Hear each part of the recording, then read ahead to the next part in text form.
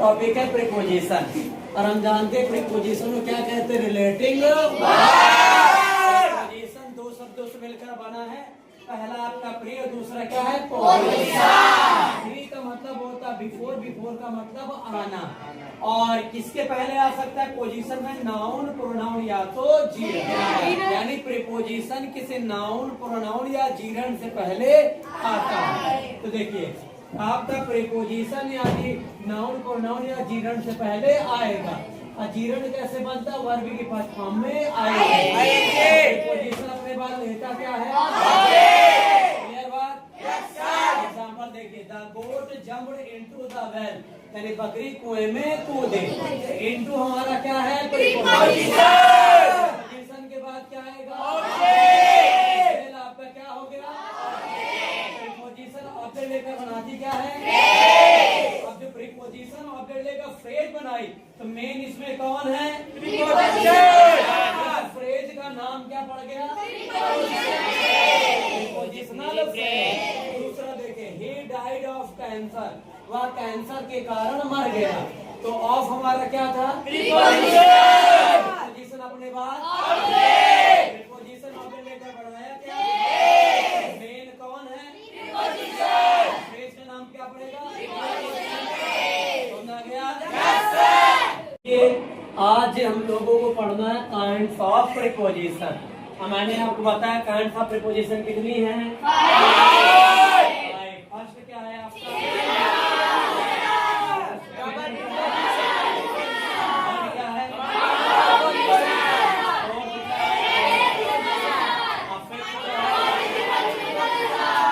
Complete है। देखिए simple preposition का मतलब होता है छोटी छोटी दो शब्द, दो लेटर या तीन लेटर की जो प्रीपोजिशन आपकी होती है उसे कहते हैं सिंपल प्रीपोजिशन। जैसे in, at, of, on, to, up, ये सारी प्रीपोजिशन आपकी कहलाएंगे सिंपल प्रीपोजिशन। क्लियर है। तो जब डबल सिंपल प्रीपोजिशन जुड़ जाएंगे तो उसे हम लोग कहते हैं डबल प्रीपोजिशन। क्या बोलेंगे, डबल प्रीपोजिशन। तो जब दो सिंपल प्रीपोजिशन आपस में जुड़ेंगे तो उसका नाम क्या पड़ेगा, डबल प्रीपोजिशन। इन और टू से बना क्या है, इनटू। अप और ऑन मिला करके, अप और टू मिला करके, इनको आप अलग अलग करेंगे तो ये आपस में क्या हो जाएंगे, इन अलग हो जाएगा, टू अलग हो जाएगा, अप अलग हो जाएगा, ऑन अलग हो जाएगा, अप अलग हो जाएगा, टू अलग हो जाएगा। तो ये क्लियर हुआ डबल प्रीपोजिशन। कंपाउंड प्रीपोजिशन जो होता है वो डबल प्रीपोजिशन की तरह होता है, लेकिन इसको आप अलग नहीं कर सकते। तो कंपाउंड प्रीपोजिशन डबल प्रीपोजिशन की तरह होता है, लेकिन हम इसको अलग नहीं कर सकते। जैसे after, before, since, over, under, behind, ये सब आपकी कंपाउंड, इसको आप तोड़ करके अलग नहीं कर सकते। नेक्स्ट आपका फ्रेज प्रीपोजिशन है। और फ्रेज प्रीपोजिशन जो होता है वो दो या दो से ज्यादा शब्दों से मिलकर के बना है। जैसे इन, फ्रंट, ऑफ, तीन शब्द मिलकर के क्या बना लिया, phrase. Next to, instead of, owing के साथ to, due to, because of. तो इन तीनों का मतलब होता है के कारण। तो इसमें कई शब्द मिलकर के एक प्रीपोजिशन का निर्माण करते हैं।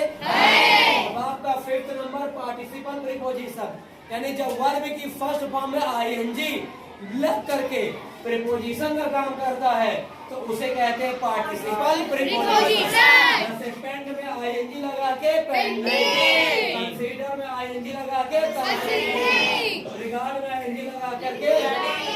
क्लियर है। आज हम लोगों को इतनी सारी प्रीपोजिशन के बारे में एक एक करके बात करना है। कल हम लोगों ने प्रीपोजिशन के काइंड्स को पढ़ा था और आज एक एक प्रीपोजिशन को अलग अलग पढ़ेंगे। तो पहले प्रीपोजिशन हमारी है ऑन, और ऑन का मतलब होता है ऊपर, यानी किसी चीज के ऊपर अगर रखा हुआ तो क्या कहलाएगा, ऑन, लेकिन वो टच करता रहे। तो जैसे मैंने कहा ये कॉपी है तो कॉपी के ऊपर मैं चौक रखा तो इसे क्या बोलेंगे, ऑन। क्लियर। ऑन का दूसरा इस्तेमाल डे और डेट के लिए किया जाता है। डे का मतलब है संडे, मंडे, ट्यूसडे, तो on Sunday, on Monday, on Tuesday. और ऑन का इस्तेमाल डेट के लिए, जैसे 2 अक्टूबर हो गया तो ऑन 2 अक्टूबर, 10 फरवरी हो गई तो ऑन 10 फरवरी। तो और डे और डेट के साथ भी ऑन का इस्तेमाल किया जाता है। दूसरा हमारा अपॉन, जब कोई चीज गति करके आगे किसी के ऊपर रख जाती है तो उसे कहते हैं अपॉन। जैसे मान लीजिए बिल्ली टांग पे बैठी हो और झप से कूदे टेबल के ऊपर, तो किसी गति करके किसी के ऊपर आ गई है तो उसके लिए हम लोग किसका इस्तेमाल करते हैं? अपॉन। समझा गई बात? तीसरा हमारा इन, जब कोई चीज किसी के अंदर रखी हो तो उसके साथ क्या लगाते हैं? इन। जैसे चौक, चौक मान लीजिए जेब के अंदर रखी है तो इससे हम लोग क्या बोलेंगे? इन। तो कोई चीज किसी के अंदर है तो उसके लिए क्या यूज किया जाएगा? और इन का इस्तेमाल ईयर यानी साल के लिए भी किया जाता है। 2026 चल रहा है तो इन 2026 हो जाएगा, इन 2025 हो जाएगा। तो जो हमारे पास ईयर्स होते हैं उनके साथ हम लोग इन का इस्तेमाल करते हैं। दूसरा हमारे पास इनटू, तो इनटू में देखो जैसे जब कोई चीज ऐसे रखी है और गति करके कहाँ चली जाएगी? अंदर, तो इसे कहते हैं इनटू। जैसे आप दौड़ते हुए गए और तालाब के अंदर कूद गए तो गति करके कहाँ चले गए? अंदर। तो उसके लिए क्या इस्तेमाल किया जाएगा? क्लियर? और जब कोई चीज किसी के ऊपर होती है तो उसे क्या कहते हैं? ओवर। जैसे हम लोग खड़े, हमारे ऊपर हेलीकॉप्टर या जहाज जा रही है तो हमारी क्या कहलाएगी? ओवर। हमारे सर के ऊपर पंखा लगा रहता है कमरा में तो क्या कहलाएगा? ओवर। ठीक। अंडर, जब कोई चीज किसी कहाँ रहती है? नीचे। जैसे हम लोग छत के नीचे रहते हैं तो क्या कहलाएंगे? अंडर। अगर आप पेड़ के नीचे बैठते हैं तो पेड़ से कहाँ बैठे हैं? नीचे। तो वहां पर क्या इस्तेमाल किया जाएगा? क्लियर है? यस। अब अगला नेक्स्ट टू। नेक्स्ट टू का मतलब होता है बगल में। तो अगर आप किसी चीज के बगल में है तो उसे हम लोग क्या कहते हैं? Next to. दो चीजें होती है बगल का, एक नेक्स्ट टू होता है और दूसरा होता है बिसाइड। अगर तुरंत बगल में बैठे हैं तो बिसाइड बोलते हैं और थोड़ा दूर पर भी बगल में बैठे हैं तो नेक्स्ट टू बोला जाता है। क्लियर? यस। अब देखिए अगला in front of. In front of का मतलब होता है आगे होना या सामने होना। जब एक सामने की चीज निर्जीव और इधर की निर्जीव रहेगी तो उनके लिए क्या इस्तेमाल किया जाएगा? In front of. और अगर सामने की चीज सजीव और इधर की निर्जीव तो उसके लिए क्या लगेगा? बिफोर। इधर सामने वाला भी सजीव इधर वाला भी सजीव तो भी क्या इस्तेमाल किया जाएगा? बिफोर। कोई चीज आपके पीछे है तो उसके लिए क्या यूज किया जाएगा? अभी साइड बताया हूँ, जस्ट बगल में होगा। बिसाइड से एस लग जाता तो के अलावा। जैसे आपने एक पेंसिल खरीदी और पेंसिल के अलावा फिर आपने कहा पेन भी ले लेते हैं तो पेंसिल के अलावा पेन भी खरीदे तो वहां पर क्या लगेगा? बिसाइड। और बिटवीन अमंग का इस्तेमाल किसी भी चीज को संबंध दिखाने के लिए किया जाता है। अगर दो के बीच संबंध बताना है, दो के बीच कुछ बांटना हो तो वहाँ पर बिटवीन आता है और दो से ज्यादा रहेगा तो उसके लिए अमंग। क्लियर? टॉपिक है प्रीपोजिशन और प्रीपोजिशन। हम लोग देखेंगे डाई के साथ कौन कौन सी प्रीपोजिशन आती है और मेड के साथ कौन कौन सी प्रीपोजिशन आती है। तो पहले देखिए डाई के साथ प्रीपोजिशन कौन आ सकता है? डाई के साथ कौन आ सकता है? डाई के साथ कौन आता है? डाई का मतलब क्या होता है? मतलब डाई के साथ ऑफ तब आएगा जब कोई इंसान किसी बीमारी से मरे और बीमारी का नाम दिया हो। और डाई के साथ फ्रॉम तब आएगा जब कोई इंसान किसी बीमारी से या कोई चीज मरे लेकिन बीमारी का नाम ना हो। और डाई के साथ बाई तब आता है जब कोई इंसान एक्सीडेंट से मरता है। जैसे डाई के साथ ऑफ आएगा जब बीमारी का नाम दिया हो आदि मरा हो, या कैंसर, मलेरिया, चिकनगुनिया, ठीक है ना, चाहे टाइफाइड, चाहे जो बीमारी का नाम हो तो उसके साथ आप क्या लगेगा? डाई के साथ ऑफ। अब बीमारी का नाम ना दे, जैसे भुखमरी का कारण मर गया, स्टारवेशन से, ब्लड की कमी के कारण मर गया तो उसमें डाई के साथ क्या लगेगा? ऑफ लगेगा। और डाई के साथ बाई तब आएगा जब आप एक्सीडेंट से मरे। एग्जाम्पल देखिए, ही डाइड ऑफ कैंसर, वह कैंसर से मरा। तो बता कैंसर बीमारी का नाम है? डाई के साथ of. She died from starvation, starvation कोई बीमारी का नाम नहीं है, इसलिए डाई के साथ from. He died by accident, accident से मरा तो क्या आ गया? बाय। क्लियर बात? अगला मेड के साथ ऑफ आता है, फ्रॉम आता है, इन आता है।